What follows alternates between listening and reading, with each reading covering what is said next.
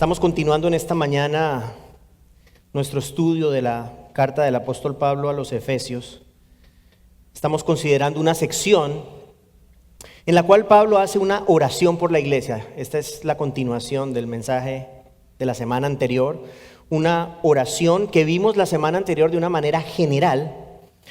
Y vimos que el apóstol Pablo pide a los creyentes espíritu de revelación, espíritu de sabiduría, esas dos cosas, de hecho en el orden diferente, al contrario, espíritu de sabiduría y de revelación, dice, en un mejor conocimiento de Dios. Argumentamos el domingo pasado que Pablo ora por una conciencia profunda de las verdades espirituales en nuestras vidas, en las vidas de los creyentes. Algo muy importante aquí, dijimos que Pablo no está pidiendo nuevas revelaciones, pero una mayor comprensión de las revelaciones que ya hemos recibido. En el verso 3 de este primer capítulo, no sé si usted recuerda, esta frase es fundamental. Pablo dice que hemos sido bendecidos con toda bendición espiritual en los lugares celestiales en Cristo. Eso lo dice en el verso 3. Y luego, a partir del verso 4 hasta el 14, menciona algunas de estas bendiciones. Las voy a resumir brevemente, se las he repetido semanalmente, porque es importante que queden interiorizadas en nuestra mente y también en nuestro corazón. La primera es que todo creyente ha sido elegido por Dios, recuerde, todo creyente ha sido elegido por Dios para salvación desde antes de la fundación del mundo, eso lo vimos en el verso 4. Luego en el verso 5 vimos que todo cristiano ha sido predestinado para ser adoptado como hijo de Dios. En el verso 7 Pablo habla de la redención, ¿recuerda? Y dijimos que tiene que ver con el rescate nuestro del reino de las tinieblas que tuvo lugar por medio del pago de la sangre de Jesús. ¿Sí? Esa es la redención. En el verso 9 dijimos que el Señor nos da sabiduría y discernimiento para poder conocer sus planes y propósitos, o sea que Él nos da la capacidad para entender su plan. Pablo hace alusión en el verso 11 a la herencia que todo cristiano ha obtenido en Cristo, y de eso hablamos de una manera bastante extensa y precisa. Hablamos de la ciudad celestial, la nueva Jerusalén. Dijimos que allí vamos a disfrutar de la gloria de Dios por siempre. Y finalmente en el verso 13, Pablo argumenta que el creyente ha sido sellado con el Espíritu Santo. De eso también hablamos. Vimos que tiene que ver con el hecho de que somos posesión exclusiva de Dios, y también dijimos que el Espíritu es la garantía que Dios nos da a nosotros los creyentes de todas estas promesas eternas, particularmente de la herencia futura, Y todas estas bendiciones que acabo de mencionar tienen un elemento común, muy importante. Pablo las presenta como bendiciones ya recibidas, bendiciones que ya hemos recibido. Son indicativas, escuche esto, de nuestra posición en Cristo. Es común para todo creyente nuestra posición en Cristo. Por razón o en razón de nuestra fe en el Señor Jesús, toda persona es ya receptora de estas bendiciones que acabamos de mencionar. Por ejemplo, no tiene sentido que usted venga y le pida al Señor, Señor, por favor, elígeme. O Señor, por favor, adóptame como tu hijo, quiero ser tu hijo. Si usted es un creyente, esa oración no tiene sentido, porque usted ya lo es. O Señor, dame capacidad para comprender el plan tuyo, tu propósito de redención. O yo quiero vivir eternamente, Señor, por favor, ayúdame a heredar la vida eterna. No, realmente esas oraciones no tenemos que hacerlas si somos creyentes. ¿Por qué? Porque ya las hemos recibido. Es justamente lo que hemos visto. Tampoco debemos pedirle al Señor que nos selle con el Espíritu Santo. Y aquí quiero hacer una aclaración bien importante. Interesantemente, cuando yo estaba preparando el mensaje de hoy, leí algo que me pareció muy, muy interesante. El comentarista decía que nosotros, obviamente, hemos sido ya sellados. Nosotros no tenemos que pedirle al Espíritu Santo que venga a nuestra vida, porque Él ya está en nuestra vida. Ahora bien, decía este hombre, interesantemente me pareció, que eso no significa que no debamos pedir, ¿no? La presencia en el sentido, o sea, de manera permanente para que podamos entender, ¿cierto? Cuando nos sentamos a leer la Biblia, Señor, ilumíname, ayúdame. Cuando estamos ante alguna situación, Señor, dame gracia. Cada vez que antes de empezar el servicio siempre le pido al Señor que me ilumine, que me guíe, que su Espíritu Santo me llene, que la palabra sea su palabra, no la mía, que sea su autoridad, no la mía, que sea su poder y todo esto, ¿sí? Pero eso no significa que yo le esté pidiendo al Señor, Señor, dame el Espíritu Santo, porque ya lo tengo, si soy un creyente. ¿Me explico? Esa aclaración es importante. Y el comentarista decía, debemos pedir esa ¿cómo llamarlo? Esa frescura del Espíritu Santo como el maná. Recuerda, el maná se debía, o sea, era diariamente. Si usted lo dejaba para el día siguiente se dañaba, ¿cierto? O sea que la idea es que nosotros debemos reconocer una dependencia permanente, y eso está claro, dependencia permanente. El Espíritu está siempre allí, Él no sale, Él no se va de vacaciones, Él no descansa, pero necesitamos que Él nos guíe para todo lo que vamos a hablar hoy. Todo lo que vamos a hablar hoy, necesitamos la luz. Por eso Pablo pide iluminación hoy, lo vamos a ver. Luz, que Dios nos dé la luz para poder comprender profundamente las verdades espirituales. Ahora, todas estas bendiciones que el apóstol Pablo menciona en los primeros 14 versos de la carta y que ya hemos dicho, han sido concedidas por Dios para nosotros. Eso es una realidad, ¿sí? Este texto le comentaba yo a Jaime que me dio un poquito de trabajo, porque hay diferentes posiciones en personas que saben mucho más que yo, hermanos. Esa es la verdad. Entonces, claro, uno como pastor pues tiene que tener alguna convicción. Es importante tener una convicción para poderla llevar a la iglesia.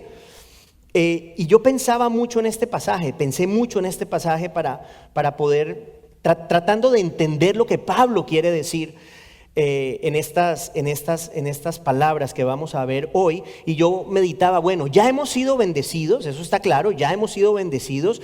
Recuerde que la semana pasada yo le hice un comentario, es como que si nosotros seguimos pidiendo otras revelaciones, es como menospreciar las que ya tenemos, ¿se acuerda?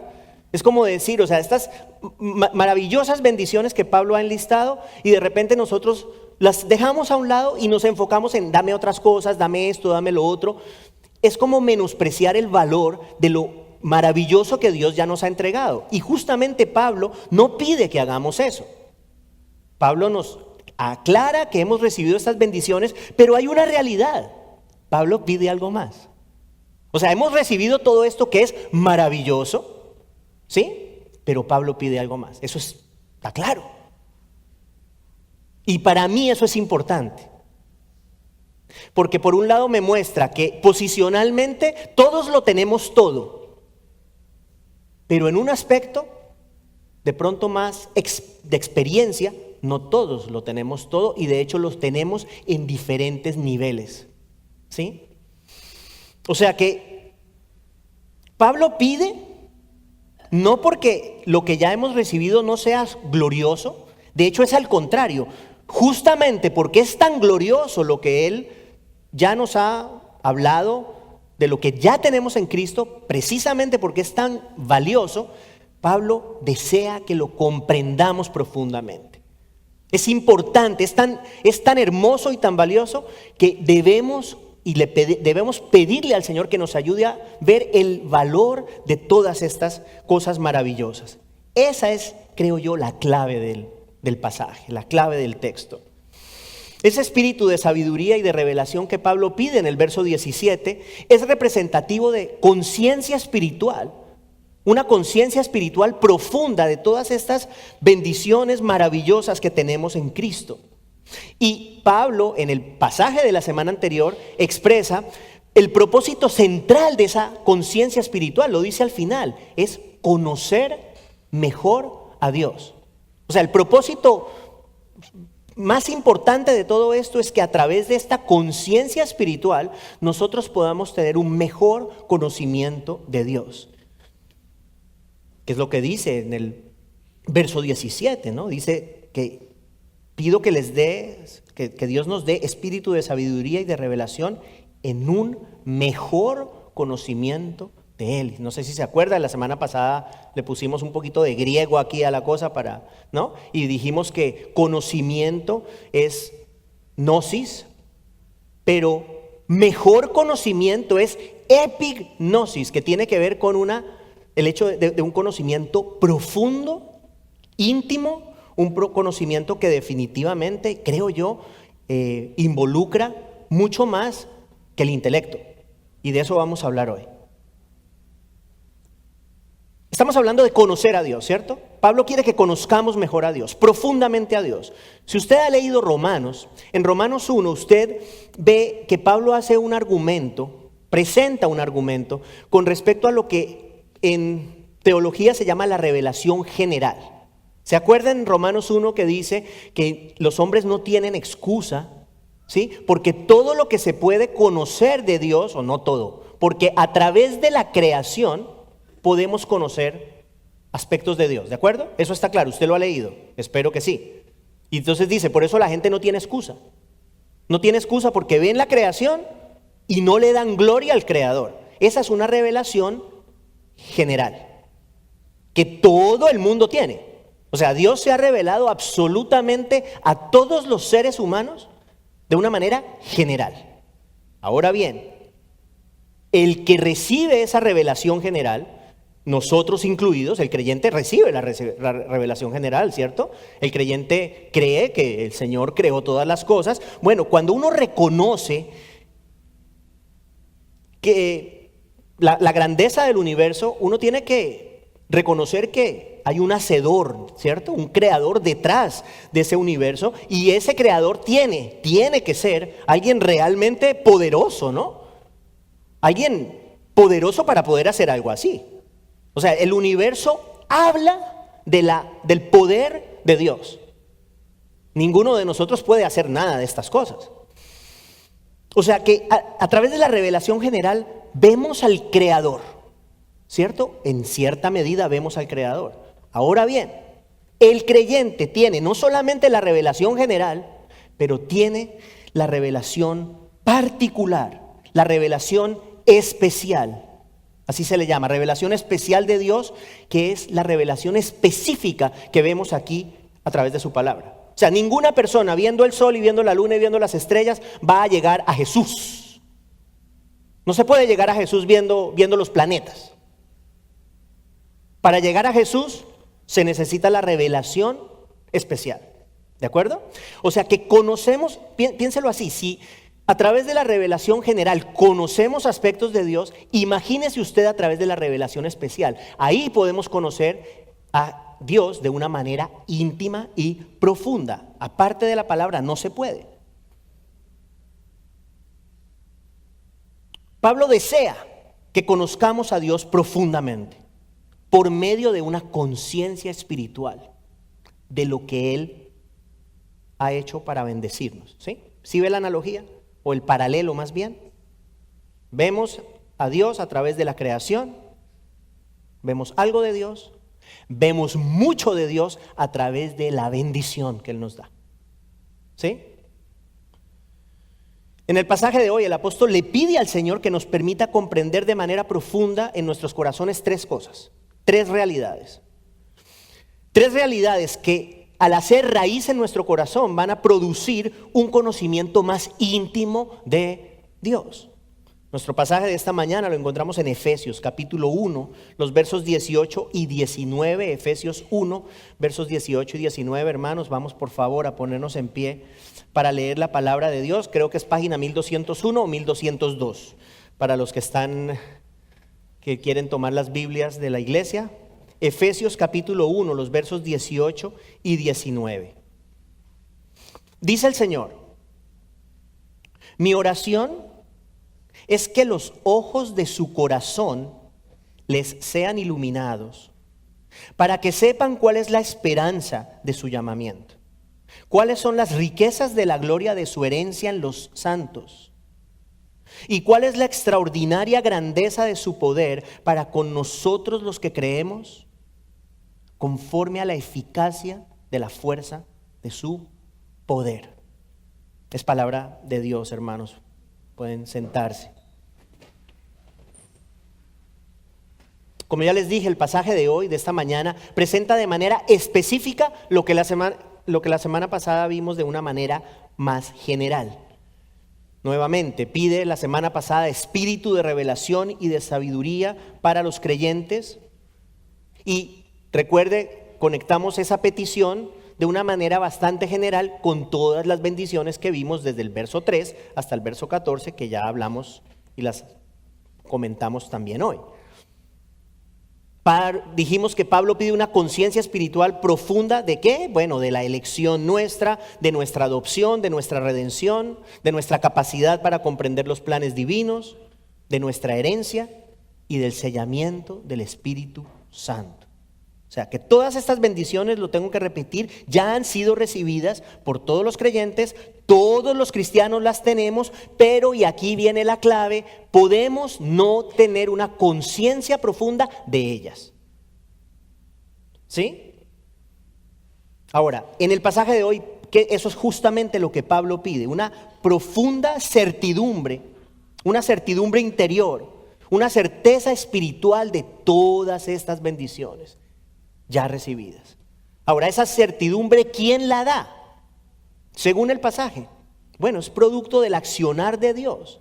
Por un lado dice Pablo, nos bendice, ya lo digo por, no sé, tercera vez, con toda bendición espiritual en los lugares celestiales en Cristo, pero por otro lado, solamente Él puede darnos una conciencia profunda de todas estas bendiciones. Es posible ser un creyente, recipiente de todas estas cosas y no tener mayor conciencia de ellas. Es perfectamente posible y de hecho diría yo que es muy común. Es muy común. Pablo sabe esto. Pablo sabe que estos creyentes de Éfeso son creyentes genuinos, ¿sí?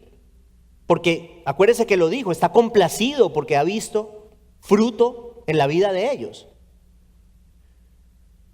Pero a pesar de saber eso, a pesar de que pareciera ser una iglesia saludable en ese momento, Pablo no duda en elevar una oración al Señor para pedir iluminación para los creyentes. ¿Sí? Interesante el punto. O sea, no estamos hablando de una iglesia, no da la impresión de ser una iglesia descarrilada, ni no, nada de eso, al contrario, en ese punto, las cosas cambiaron después. Pero en ese punto, Éfeso, los creyentes de Éfeso parecían estar bien enrutados. Aún así, Pablo pide iluminación. Y por eso dice, mi oración es que los ojos de su corazón les sean iluminados. Escuche, Pablo se está dirigiendo a creyentes, eso es importante entenderlo, a creyentes. Se dirige a personas que, como acabo de decir, habían mostrado veracidad de su fe a través de una vida de obediencia a Jesús y una vida de amor entre ellos mismos, entre los unos a los otros. Pero a pesar de que se ve todo muy bien, todo muy bonito, Pablo pide iluminación de parte del Señor. Pablo pide claridad y certidumbre interna con respecto a las verdades espirituales. Y aquí tenemos una lección muy importante. Creo que es lo primero que nos debemos llevar nosotros en esta mañana. Necesitamos la ayuda de Dios para que nuestra conciencia espiritual aumente. Necesitamos la ayuda de Dios. Es algo que debemos pedir. Nuestro ser interior ha de ser iluminado por Dios. Él ilumina y nosotros recibimos la iluminación. Ahí está muy claro, ¿cierto? Mi oración es que los ojos de su corazón les sean iluminados. Nosotros somos receptores. Dios es el que ilumina, nosotros somos los receptores de esa iluminación, por eso debemos orar, hermanos. Debemos orar para que el Señor nos ayude a comprender mejor las verdades espirituales y para que estas verdades sean cada vez más vivas en nuestra vida. Yo pienso que aquí la clave o una de las claves para entender este pasaje es esa frase, los ojos de su corazón. Los ojos de su corazón. Hay quien piensa que Pablo se refiere exclusivamente a la mente. Y yo respeto esa posición. Personas que saben, repito, más que yo. ¿Sí? Hay personas que interpretan eso como que Pablo está hablando específica y exclusivamente de una comprensión meramente intelectual. Y yo me permito diferir. La palabra traducida como corazón es la palabra griega cardia, cardia, de donde viene cardíaco. Y esta palabra es usada de una manera bastante extensa. Eso es importante tenerlo en cuenta porque claro, usted escucha corazón y de pronto en el español no tiene tanto significado, ¿cierto? O sea, bueno, aparte del corazón físico, pero cuando usted habla del corazón, hay una diferenciación para nosotros en el español entre el corazón y la mente. ¿Estamos de acuerdo? O sea, una cosa es la mente y otra cosa es el corazón, para nosotros. Ahora, no necesariamente en el griego. En el griego, la palabra cardia, corazón, se utiliza bíblicamente de diferentes maneras e incluye estos usos, el intelecto, definitivamente, la voluntad, las emociones y la conciencia espiritual. Eso es importante entenderlo. Ahora, yo no estoy diciendo que Pablo aquí esté desvirtuando en ninguna medida el lugar del intelecto en la comprensión de las verdades bíblicas. Todo entra por acá, hermanos. Tenemos que entender aquí. Eso está claro. De hecho, por eso es que predicamos expositivamente, para que entendamos la palabra de Dios, la comprendamos. Ahora bien, habiendo dicho eso, yo pienso que en este pasaje la frase enfatiza una comprensión interna que incluye todo. No solamente el intelecto, lo incluye sí, pero también la totalidad de nuestro ser. Así lo entiendo, hermanos, espero no estar equivocado. Necesitamos que Dios nos ilumine para tener una percepción profunda de las verdades espirituales que involucre todo nuestro razonamiento, pero también la voluntad, las emociones, la conciencia.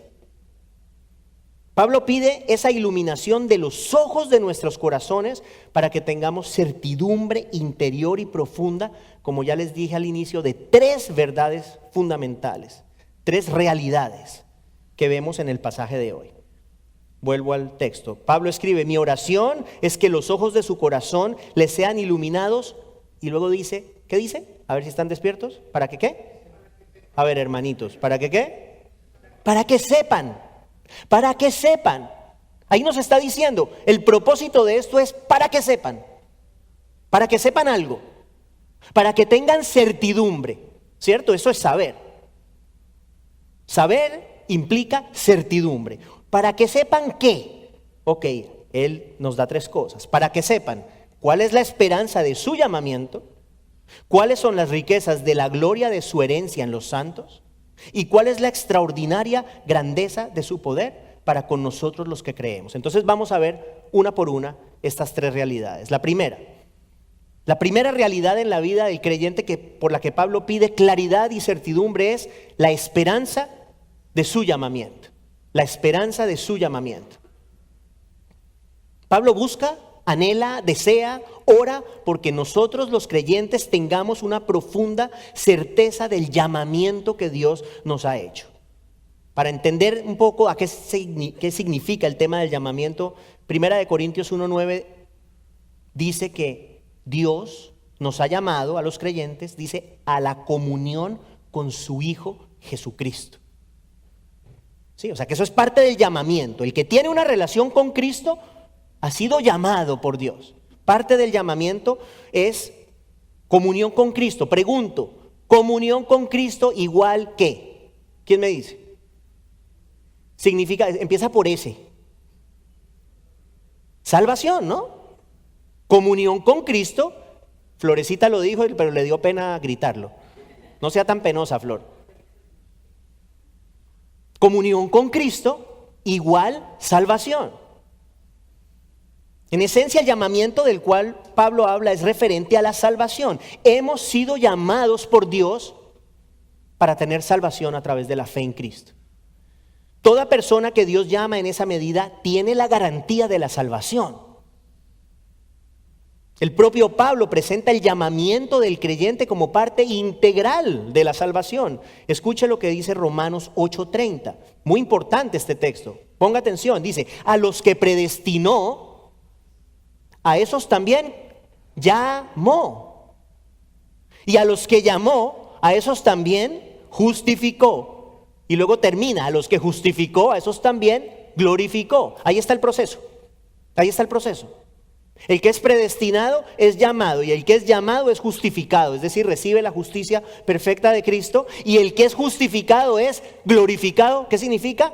Recibe un cuerpo glorificado como el del Cristo resucitado. Ahí está todo. Ahí está la salvación.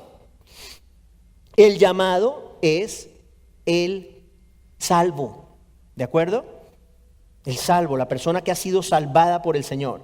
Pablo ora por esa certidumbre, porque usted puede saber acerca del llamamiento. Yo creo que yo aquí hoy, hasta ahora, no le he dicho nada que usted jamás haya escuchado.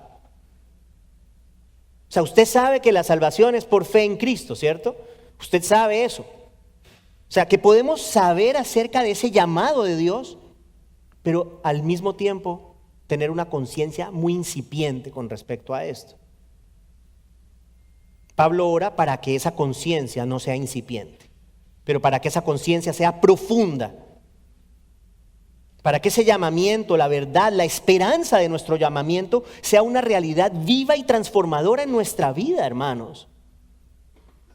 O sea, una cosa es sí, uno se sienta a comer popcorn, gracias porque soy salvo, Señor.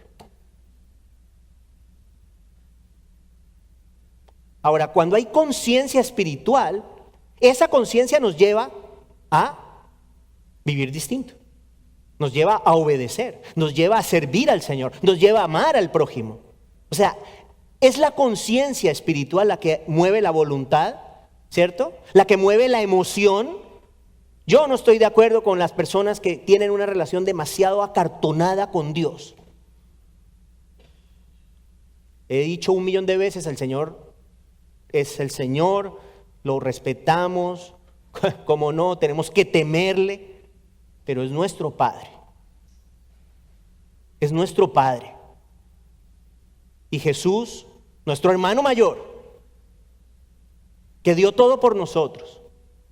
Sí, hay que respetar a Dios, claro que sí, pero eso no significa que no podamos y debamos tener una relación viva, hermanos, viva con Él, una relación íntima, viva, eso es vital, vital. Pablo quiere que tengamos certidumbre espiritual de nuestra salvación. ¿Usted quiere saber cuál es el milagro más maravilloso que hay? La salvación. ¿Usted quiere un milagro? Usted es un milagro viviente. Usted es un milagro con 2 piernas. Usted es un milagro. ¿Cuál es nuestra actitud ante esto? Dios me salvó. ¿O hay en nuestro corazón ese sentir, un agradecimiento profundo por nuestra salvación? Eso lo da el Señor. Y hay que pedirle, Señor, ayúdame a ser más consciente de estas cosas. O sea, que debemos orar así como Pablo, que Dios ilumine los ojos de nuestros corazones para que esa esperanza de nuestro llamamiento inunde no solamente la mente, sí la mente, pero todo el ser, todo nuestro ser. Ahora, Pablo también pide claridad y certidumbre en nuestros corazones respecto a una segunda realidad que vemos en el texto. Dice, las riquezas de la gloria de su herencia en los santos. Usted, si estuvo aquí cuando hablamos de la herencia, usted sabe que tenemos todos los creyentes como resultado, como resultado de ser hijos de Dios, tenemos una herencia, ¿cierto? Hicimos el paralelo entre lo que la herencia de los hijos, ¿cierto?, que reciben de los padres. Bueno, por ser hijos de Dios, nosotros recibimos herencia. Somos herederos y coherederos juntamente con Cristo de la gloria venidera. Hablamos de nuestra morada eterna, de la ciudad celestial. Dijimos que nuestra herencia es una herencia gloriosa, marcada por la presencia constante de la gloria de Dios. Es una herencia de gozo pleno y de paz absoluta. ¿Qué dice Pablo? ¿Qué pide Pablo? Que podamos valorar estas cosas, que podamos valorar esa herencia preciosa. Usted puede saber de ella, ¿cierto? O sea, yo pienso que si usted viene a esta iglesia con alguna frecuencia, ya hay muchas de esas cosas que usted sabe. Usted ya las entiende. O Usted sabe que el día que se muera, si es un cristiano, se va a ir eventualmente, va a llegar y no haga así, Betty, tranquila. Betty me abre los ojos. No se asuste, Betty. Dije, se muere, y ella hizo así, no, pero tranquila. Miro para otro lado, Betty. Hermanos, una cosa es saber que tenemos una esperanza de vida eterna, sí, lo sabemos, gracias Señor. Otra cosa es tener la certeza de que ese lugar nos espera, que ese lugar que Cristo fue a preparar es un lugar verdadero, real. Y si nosotros tenemos ese sentir en nuestro corazón, le voy a ser muy sincero, muy sincero. La realidad es que si eso está arraigado en nuestro corazón, va a ser fuerte lo que le voy a decir, pero la muerte realmente es lo mejor que nos puede pasar. Si lo vemos de esa manera, la muerte es lo mejor que nos puede pasar. Yo le pregunto a usted, ¿qué es mejor que estar con Cristo? ¿Qué dice Pablo? Ausentes del cuerpo es estar presentes en el Señor. Pregunto, ¿qué es mejor que estar con Cristo? Si usted de verdad cree estas cosas, sí, nosotros tenemos familias, seres queridos y quizás, claro, por ellos, o sea, porque no queremos desprendernos de ellos, de repente pues no quisiéramos irnos, ¿no? Ahora, la realidad es que es mejor estar con el Señor que estar acá. Pero esa convicción viene cuando estas cosas se entienden no solamente aquí, pero han llegado aquí, a la parte interna del corazón, del ser. ¿Quién da esa convicción? Dios. Y hay que pedirle, es lo que estamos viendo hoy. Hay que pedirle a Dios iluminación, que nos ayude a valorar esta herencia preciosa. Piensen en esto, sus ojos, los míos, nuestros ojos terrenales. ¿Qué ven nuestros ojos? Solo lo relativo a esta existencia, no más. La realidad es que nosotros estamos inmersos en nuestra realidad del día a día, ¿sí? Todo el mundo tiene problemas, todo el mundo tiene que trabajar, pagar cuentas, enfrentar problemas, resolver problemas, tomar decisiones. Eso es una realidad, es un torbellino de responsabilidades, de actividades. La pregunta es, en medio de todo eso, ¿qué espacio hay en nuestro corazón para meditar en las verdades eternas? Me hago la pregunta, yo también. O sea, si esto es cierto, no sé, hermano, le pregunto a usted y me pregunto a mí, o sea, ¿qué tanto meditamos en esto? De repente, o sea, a veces usted se ha sentado a decir, qué rico cuando esté en la presencia de Dios. Qué rico, qué bendición, porque allá no va a haber callos de esos que le duelen, pastor. ¿Cierto? Allá no va a haber esas cosas. Estoy de acuerdo con Juan Luis Guerra. En el cielo no hay hospital. No hay hospital. No hay pecado. No hay sufrimiento. Entonces, la pregunta es si nuestra ciudadanía está en los cielos. Si yo le digo a usted, Pablo dice que nuestra ciudadanía está en los cielos, todos, amén, ¿cierto? A veces cuando yo digo eso, todo el mundo, amén. La pregunta es, ¿entendemos? Sí, amén, pero ¿qué significa? Bueno, si nuestra ciudadanía está en los cielos y nosotros solamente somos peregrinos por este mundo, pregunto, ¿qué influencia tiene esa herencia eterna en la forma como vivimos? ¿Qué influencia tiene? O sea, ¿realmente vivimos con los ojos puestos en la eternidad? ¿O estamos completamente consumidos por esta existencia? La conciencia espiritual de la vida eterna produce efectos reales, hermanos. Yo les dije la semana pasada que una de las cosas que produce la conciencia espiritual profunda es que nos ayuda a enfrentar mejor los problemas de la vida. Los problemas de la vida. Y eso tiene fundamento bíblico. Escuche, Romanos 8:18. Mire estas palabras. Escuche, este es Pablo. Pues considero que los sufrimientos de este tiempo presente no son dignos de ser comparados con la gloria que nos ha de ser revelada. Escuche eso. Escuche lo que él dice. ¿Usted cree que Pablo sabía de sufrimientos, hermano? ¿Usted cree que usted ha sufrido? Yo le aseguro que Pablo ha sufrido más que todos nosotros. Se lo aseguro. Ese hombre pasó por tantas cosas que nosotros, por más que usted tenga dificultades y haya padecido sufrimientos, no ha sufrido lo que este hombre sufrió. Este hombre sabía lo que era sufrir, o lo que es sufrir. Experimentó muchos sufrimientos por causa de su fe en el Señor Jesús. En una ocasión fue apedreado casi hasta la muerte. Yo no me puedo imaginar eso. Casi hasta la muerte, en Listra, una ciudad. Al punto que lo sacaron pensando que estaba muerto, e increíblemente al rato se para y se va y sigue predicando en otra ciudad. Ese tipo era increíble, ¿sí? O sea, increíble.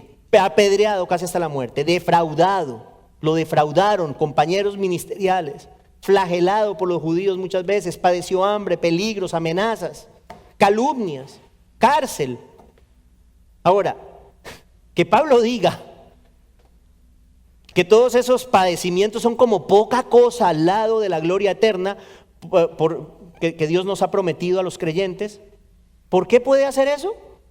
Pues porque tiene sus ojos puestos en la eternidad, por eso, o sea, porque tiene una percepción tal de la eternidad que toda esa locura que él padeció, fuertes sufrimientos, parecían como nada al lado de las maravillas de la gloria eterna. El apóstol no solamente sabía que la vida eterna era una realidad futura en su vida, pero comprendía que los sufrimientos del creyente, escuche, esto es vital, son usados para conformar nuestro carácter según el carácter de Cristo. Eso es parte de conciencia espiritual, tener conciencia espiritual. Si usted es un creyente, su sufrimiento el Señor lo está usando para conformarlo a usted cada vez más según la imagen de Jesús.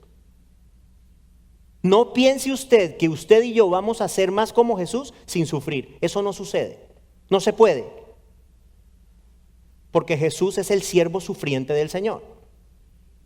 No podemos pretender ser cada vez más parecidos al siervo sufriente del Señor sin sufrir. No se puede. Y Pablo en 2 Corintios 4:17 escuche estas palabras, escuche. Pues esta aflicción leve y pasajera, con respecto a lo que acabo de decir, leve y pasajera, mire cómo la califica. Esta aflicción leve y pasajera nos produce un eterno peso de gloria que sobrepasa toda comparación. ¿Qué está diciendo aquí? Bueno, los problemas vienen, pero tienen un propósito maravilloso. Y entonces los problemas que él vivió, que no tenían nada de leves, él los llama leves y pasajeros. ¿Por qué? Conciencia espiritual. ¿De qué? De la herencia, del futuro, de las riquezas que tenemos en Cristo. Pablo es ejemplo, hermano, de un hombre cuyas convicciones eran tan profundas que tenían un impacto en todo su ser. Por eso vivió como vivió. Y es este mismo hombre que pide al Señor que nos dé a nosotros esa misma claridad. ¿Sí? Este hombre la tenía y está pidiendo, Señor, ayúdalos a ver. Podemos ser cristianos, estar aquí, saber incluso bastante de la Biblia y no ver mayor cosa. Pablo quiere que nosotros podamos ver, por eso pide que nuestros ojos, los ojos de nuestros corazones sean iluminados por Dios para que estas verdades eternas impacten nuestra vida, hermanos, tengan un efecto en nuestra vida. ¿Y cuándo ocurre eso? Solamente cuando tenemos una conciencia espiritual profunda de todas estas verdades espirituales que estamos hablando. Ese es el tipo de conciencia que Pablo pide. Y llegamos al final, la tercera realidad acerca de la cual Pablo pide certeza espiritual para los creyentes. Esta es increíble, maravillosa. Cuando digo increíble quiero decir maravillosa, no que no se pueda creer. La extraordinaria grandeza de su poder. Pablo quiere que tengamos conciencia espiritual de la extraordinaria grandeza del poder de Dios. Verso 19 de nuestro pasaje pide: ¿cuál es la extraordinaria grandeza de su poder para con nosotros los que queremos? Quiere que nosotros seamos iluminados para entender, para saber cuál es esa extraordinaria grandeza del poder de Dios para con nosotros, dice, los que creemos conforme a la eficacia de la fuerza de su poder. Wow. Necesitamos comprender el poder de Dios de la mejor manera que se pueda. Necesitamos tener una comprensión interna de ese poder. Usted puede saber, ¿cierto? Y lo sabe, que Dios creó todo de la nada, ¿de acuerdo? Es lo que usted ve en Génesis 1. A través de su palabra llama todo a existencia. Esa es una demostración de poder maravillosa, ¿cierto? Ahí está, o sea, en Génesis 1, en las primeras palabras de la Biblia, usted ve reflejado el poder maravilloso de Dios. La pregunta es, ¿cómo afecta mi vida esa extraordinaria grandeza del poder de Dios? Entonces, ¿cómo hacemos para que de pronto llegue un poco más a nosotros esta comprensión? Sí, Dios creó todo, ok, increíble, chévere, muy bueno. Ahora, si nosotros estamos hablando de promesas, quiero decirle algo, hermano. Estas promesas son maravillosas, ¿cierto? Todas. Pero se necesita poder para poderlas cumplir. Se necesita poder. Aquí sin poder no se puede hacer nada. Se necesita poder. O sea, que si usted está hablando, por ejemplo, de la herencia futura, escuche esto, ya casi termino. Si pensamos en nuestra herencia futura, el poder creador que vimos en Génesis va a volver a suceder. Tiene que volver a ocurrir algo similar porque Dios va a crear de nuevo. O sea, que ese poder tiene que manifestarse una vez más para que pueda haber ese nuevo cielo y esa nueva tierra. Sin poder no se puede. Piense en usted. ¿Qué dice la Biblia de usted? En 2 Corintios 5:17. ¿Sabe qué dice la Biblia de usted? Que usted es una nueva ¿qué? Creación. Una nueva creación. Escuche. Dios ejerce poder creándolo a usted en Cristo, por ponerlo de alguna manera. Una nueva creación. Dios lo ha, en cierta medida, nos ha creado de nuevo. Somos una nueva creación y para eso se necesita poder. Solamente Dios arranca el corazón de piedra y pone un corazón de carne. Solo Dios puede traer vida a un cadáver espiritual. Se necesita poder. Poder para estas cosas. Y el final de este verso 19 dice que nosotros creemos conforme a la eficacia de la fuerza de su poder. ¿Qué significa eso? Que su fe y mi fe es una manifestación del poder de Dios. Usted cree no porque usted sea poderoso. Usted y yo creemos porque Dios es poderoso y en su poder nos da el don de la fe. ¿Se da cuenta?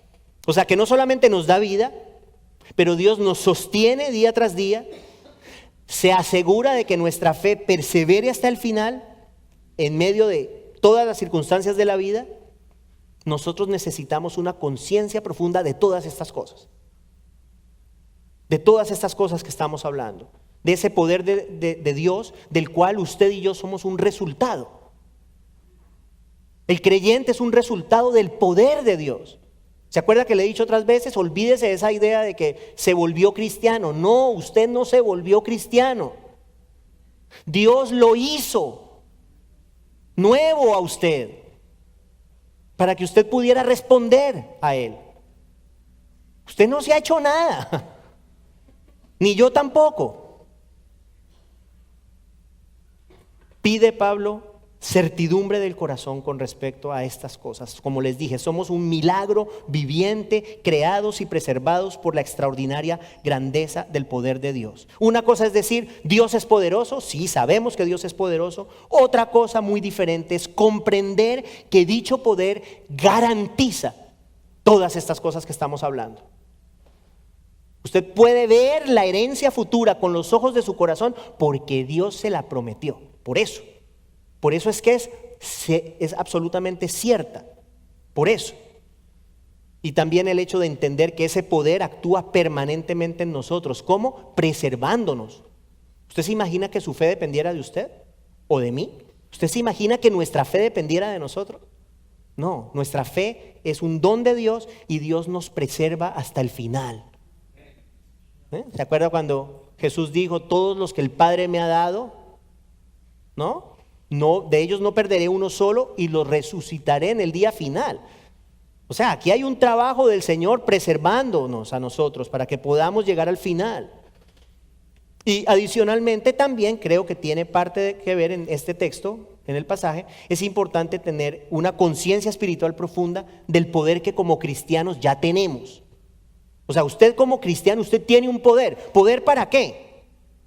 ¿Para qué tiene usted poder? Bueno, usted y yo tenemos poder, entre otras cosas, para vivir vidas agradables a Dios.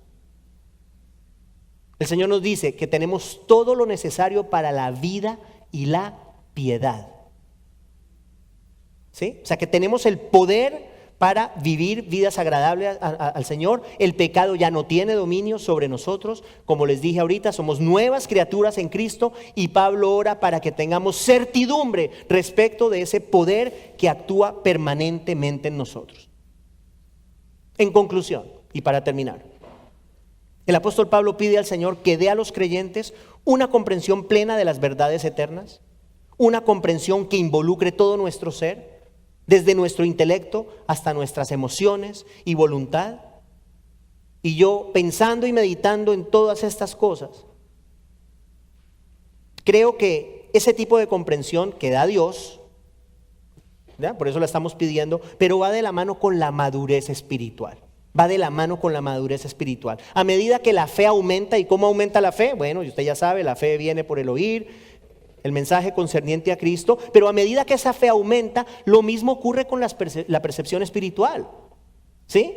Y yo pensaba en una analogía. Cuando nosotros éramos niños, nosotros teníamos una percepción limitada de la realidad. ¿De acuerdo? El niño tiene una percepción limitada de la realidad. Ahora vamos creciendo y esa percepción se hace mucho más completa. El adulto, por efecto de ser adulto, por tener mayor madurez, percibe la realidad de una manera diferente a un niño pequeño. Esa es una realidad. Y lo mismo ocurre en el ámbito espiritual. Entre más crecemos espiritualmente, tenemos una percepción más plena de las realidades espirituales y podemos percibir estas realidades eternas con mayor profundidad e intensidad. ¿Qué debemos hacer según el pasaje de hoy? Pedir estas cosas. Pedir con insistencia. Señor, abre los ojos, ilumina los ojos de mi corazón para poder entender las verdades espirituales con todo mi ser. ¿Sí? Algo así, una oración. Señor, produce en mí una mayor conciencia de las verdades eternas. Permite que una vez entren por mi mente tengan un efecto en el resto de mi ser. Señor, ilumina los ojos de mi corazón para que tu palabra sea cada vez más viva en mí y mis convicciones se fortalezcan al punto de lo que aún es invisible, escuche, sea tan cierto y real para mí como aquellas cosas que puedo ver todos los días. Eso es importante. Pidámosle a Dios que la certidumbre de las verdades eternas sea tan grande que son invisibles, ¿de acuerdo? Como lo que usted y yo vemos todos los días. Porque el hecho de que no las veamos no significa que no sean tan ciertas y más que lo que usted ve. Porque aquí en lo que usted ve hay mucho engaño. Las verdades eternas no traen ningún tipo de engaño. Que el Señor aumente, hermanos, día tras día la claridad y certeza de nuestros corazones respecto a las verdades espirituales. Oremos. Padre, gracias te damos. Gracias te damos en el nombre de Jesús por que tú nos has bendecido grandemente en Cristo. Y como Pablo oramos que ilumines los ojos de nuestros corazones, que nos des espíritu de sabiduría y revelación para poder conocerte mejor a través de tu palabra, obviamente, a través de las promesas eternas que tenemos en ti. Señor, vivifica, trae vida en nuestros corazones con respecto a todas estas verdades, que estas verdades no solamente representen un conocimiento en nuestra mente, pero que sean verdades que produzcan un mover en nuestra voluntad, en nuestra emoción, en nuestra conciencia. Trabaja, Señor, en todo nuestro ser, ilumínanos para poder ver cada vez más la dimensión de todas las cosas que tú has hecho por nosotros y particularmente la dimensión maravillosa de la persona de Cristo. Pedimos todas estas cosas en el nombre de Jesús. Amén.